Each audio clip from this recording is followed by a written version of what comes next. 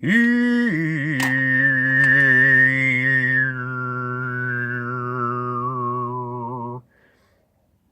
morning. I mean, seriously, who says catsup? Who says catsup? Catsup. Hare Krishna.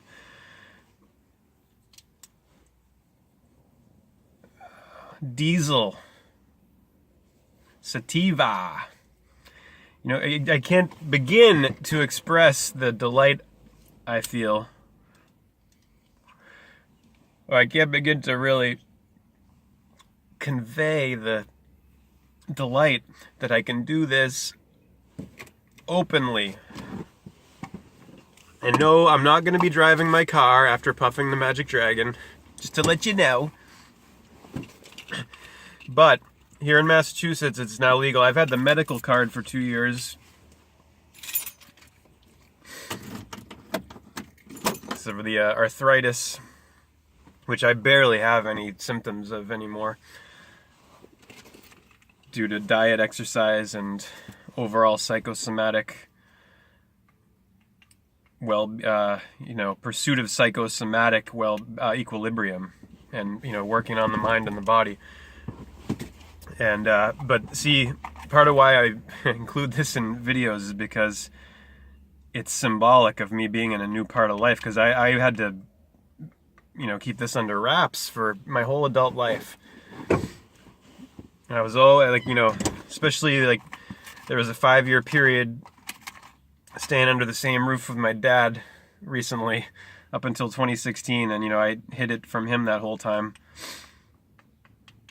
And it's just uncomfortable. It's not comfortable when you're having to hide something that isn't. I mean, this is all this issue of cannabis, and it's the government's involvement with it. It all falls under the pursuit of happiness. Because natural law is what these documents are all about.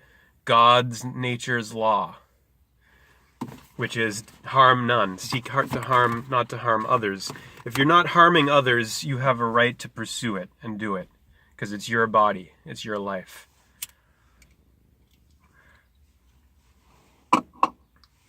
So psychosomatics is where health is at. Mind and body. And soul. The mind, the soul, the psyche.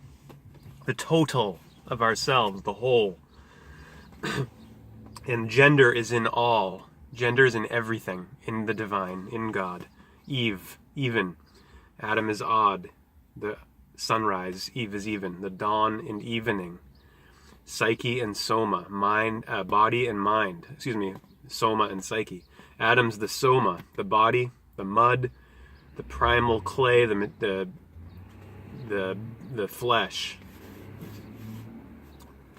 And Eve is the mind, the psyche. That's why the serpent goes to convince Eve to take the fruit from the tree of knowledge and be disobedient to God, or El, of the 12 Most High. Serpent wants to take them down into the heel, where they will die, where they will experience death. There will no longer be in this, Eden primordial paradise, or eating the fruits. So the serpent goes to Eve to convince her, because she's the mind, symbolically. It's not a literal story. It's not historical. There are no talking snakes, obviously we know this.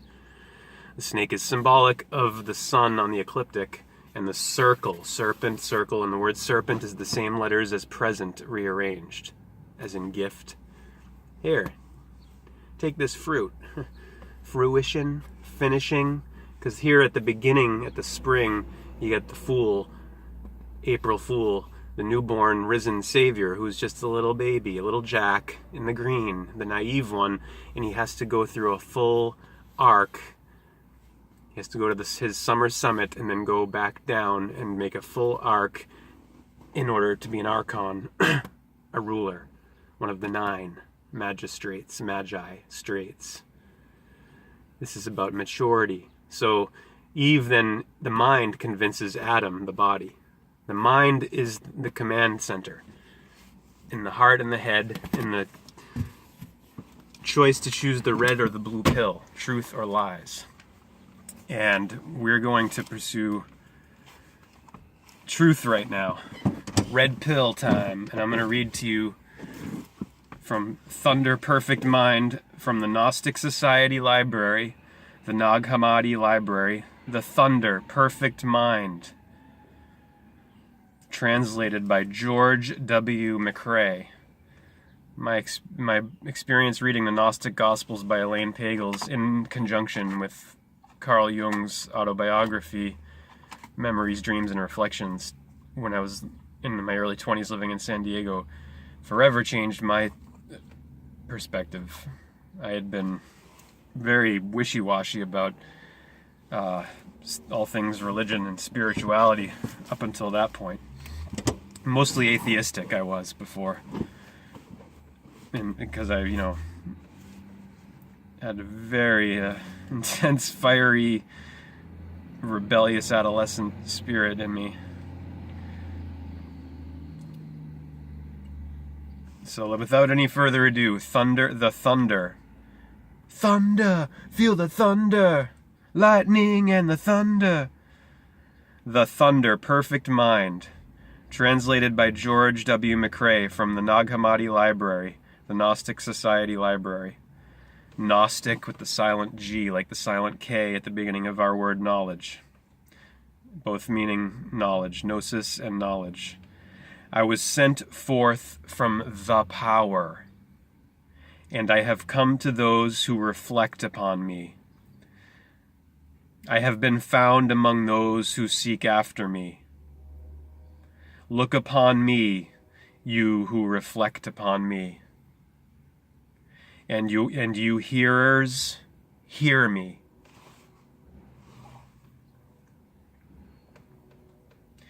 You who are waiting for me, take me to yourselves. And do not banish me from your sight. And do not make your voice hate me, nor your hearing. Do not be ignorant of me anywhere or any time. Be on your guard. Do not be ignorant of me. For I am the first and the last. I am the honored one and the scorned one. I am the whore and the holy one. I am the wife and the virgin. I am the mother and the daughter. I am the members of my mother.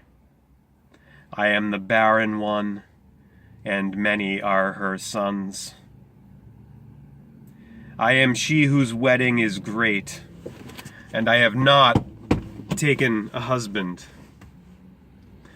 I am the midwife, and she who does not bear. I am the solace of my labor pains. I am the bride and the bridegroom, and it is my husband who begot me.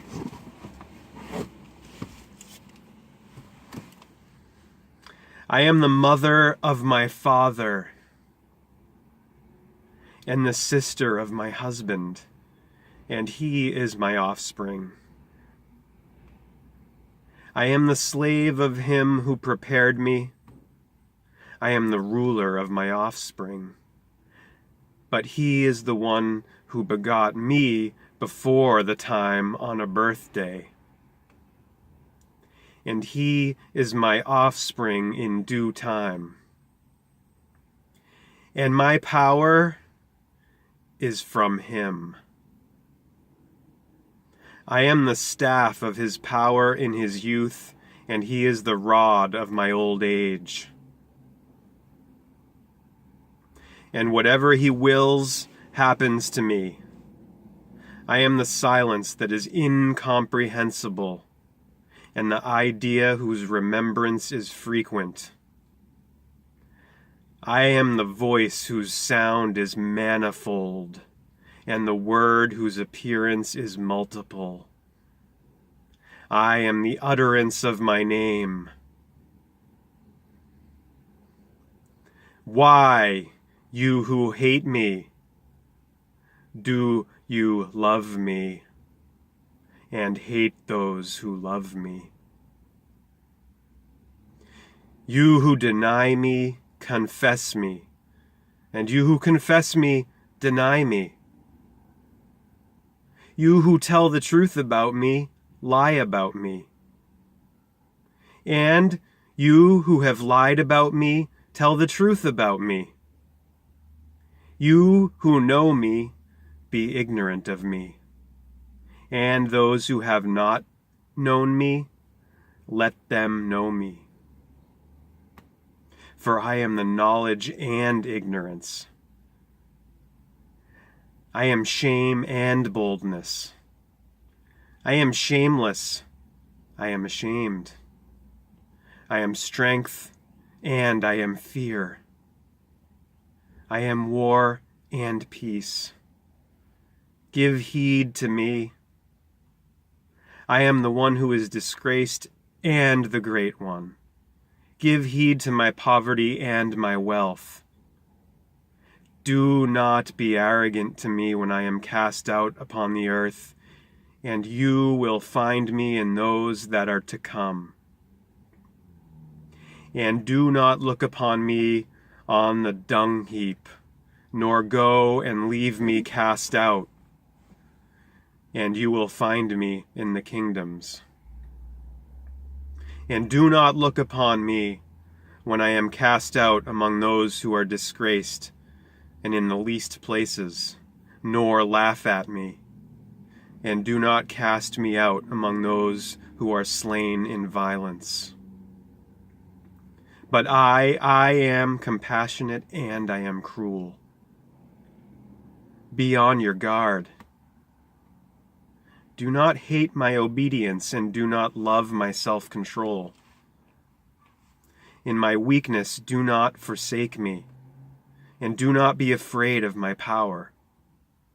For why do you despise my fear and curse my pride?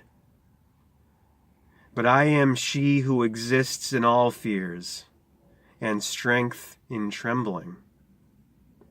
I am she who is weak, and I am well in a pleasant place. I am senseless and I am wise. Why have you hated me in your counsels? For I shall be silent among those who are silent, and I shall appear and speak. Why then have you hated me, you Greeks? Because I am a barbarian among the barbarians? For I am the wisdom of the Greeks and the knowledge of the barbarians. I am the judgment of the Greeks and of the barbarians. I am the one whose image is great in Egypt, and the one who has no image among the barbarians. I am the one who has been hated everywhere, and who has been loved everywhere. I am the one whom they call life, and you have called death. I am the one whom they call law, and you have called lawlessness. I am the one whom you have pursued, and I am the one whom you have seized. I am the one whom you have scattered, and you have gathered me together. I am the one before whom you have been ashamed, and you have been shameless to me. I am she who does not keep festival, and I am she whose festivals are many. I am godless, and I am the one whose God is great. I am the one whom you have reflected upon, and you have scorned me. I am unlearned, and they learn from me. I am the one that you have despised, and you reflect upon me.